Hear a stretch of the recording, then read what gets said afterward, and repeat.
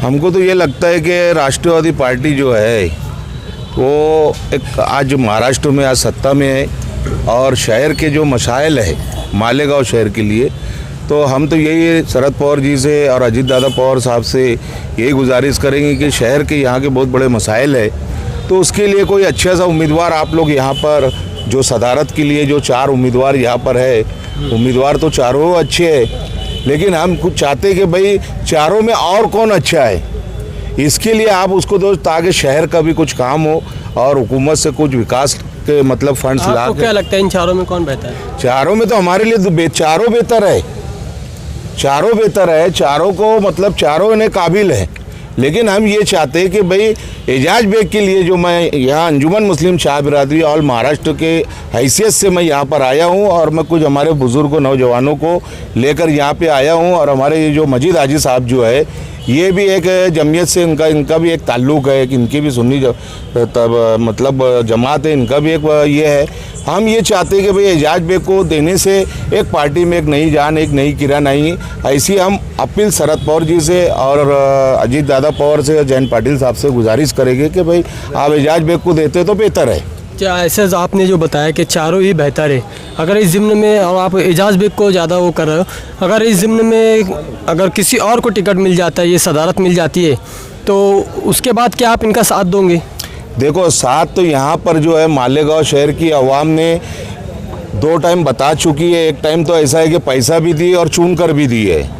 शहर मालेगांव की आवाम इतनी बेहतरीन आवाम है कि शहर आवाम में यहाँ के जो है विकास चाहती है, और विकास अगर जो भी करेगा उसको आगे उसका बेनिफिट मिलना है, ये तय है।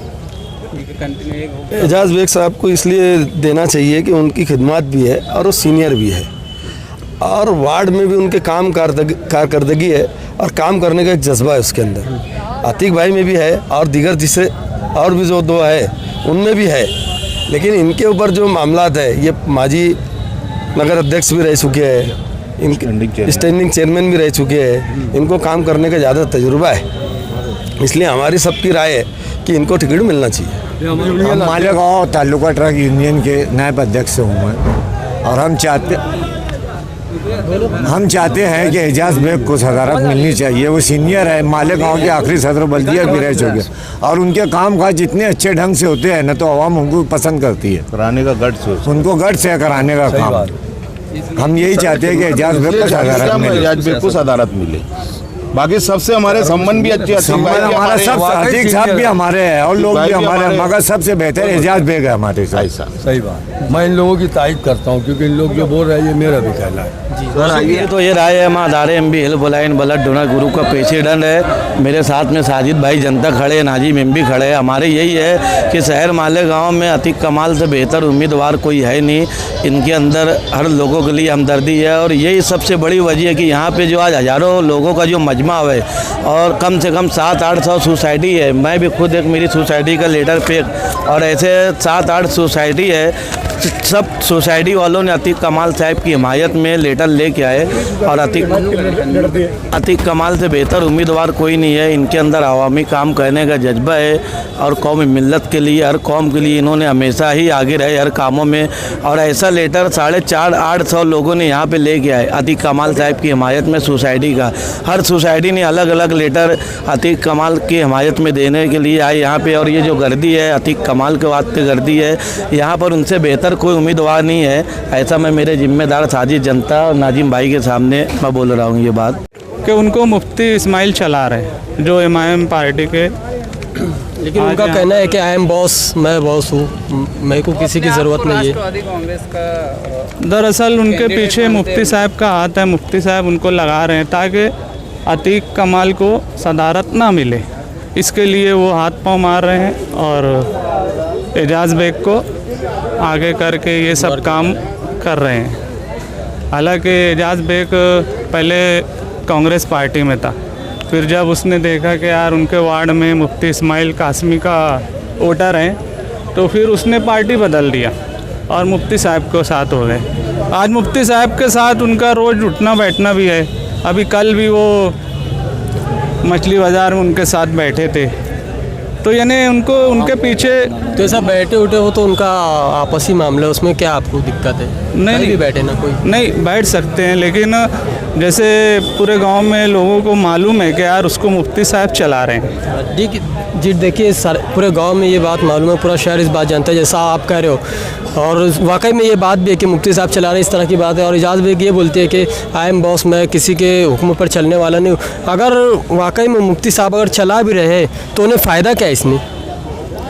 मुफ्ती साहब अगर अतीक कमाल को सदारत मिलती है तो इसके लिए मुफ्ती साहब को बहुत नुकसान है। सदारत मिलने के लिए तो सभी इच्छुक है ना।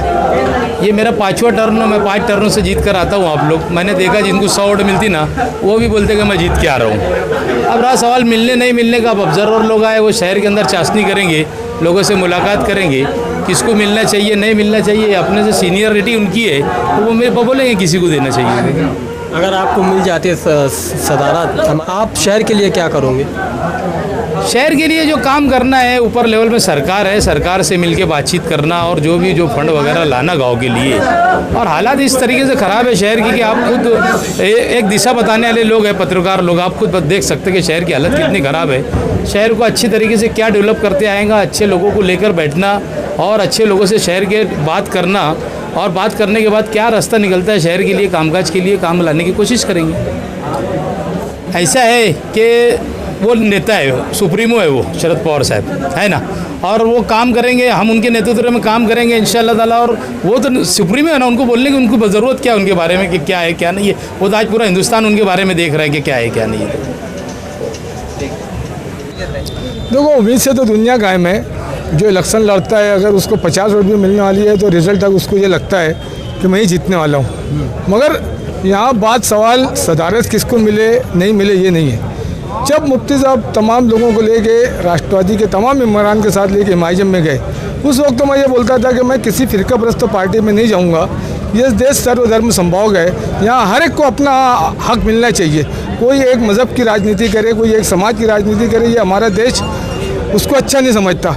इसी बात पर मैंने एमआईएम में नहीं किया। राष्ट्रवादी पार्टी एक सेकुलर पार्टी है, शरद पवार साहब एक सेकुलर लीडर है, उनके नेतृत्व में हम 4 लोग उस वक्त से राष्ट्रवादी में ही है, हमने पार्टी बदली नहीं की। और हमारा यह मिशन है कि इस देश में अगर बीजेपी फ़िरका परस्त पार्टी है, अगर विश्व हिंदू फ़िरका परस्त पार्टी है, और जो दूसरी पार्टियाँ फ़िरका परस्त है, अगर वो फ़िरका परस्त की बात करते हैं, हम उनके जिस तरह से खिलाफ हैं, इसी तरह से हम इसी के खिलाफ है कि यार जो एमआईएम है फ़िरका परस्ती की सियासत करती है, हम इसके भी खिलाफ है। सवाल किसको सदारत मिले ये नहीं है, सवाल यहाँ विचारधारा का है।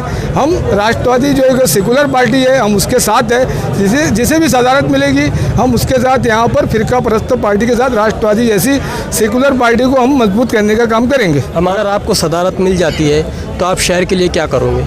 अगर मुझे सदारत मिल जाती है तो मैं यहाँ मालेगांव शहर जो है ये मसाइल का शहर है। यहाँ ना कॉरपोरेशन के ज़रिए कोई इंफ्रास्ट्रक्चर अच्छा होता है, न एजुकेशन के लिए अच्छी तालीम है, न यहाँ हॉस्पिटल है। गरीबों के लिए बेइंतहा तकलीफ़ है, राशन दुकान के लिए राशन दुकान में बार बार चोरी होती है।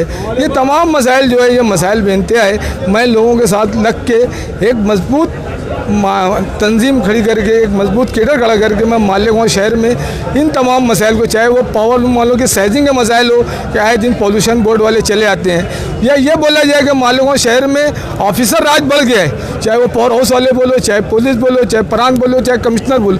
इसके खिलाफ यहाँ आवाम में भी जागरूकता पैदा करके, सरकार में भी जागरूकता पैदा करके मालेगांव शहर से हम ऑफिसर राज ख़त्म करेंगे। ये पहला हमारा काम रहेगा। जी बहुत शुक्रिया। ये थे अतीक कमाल।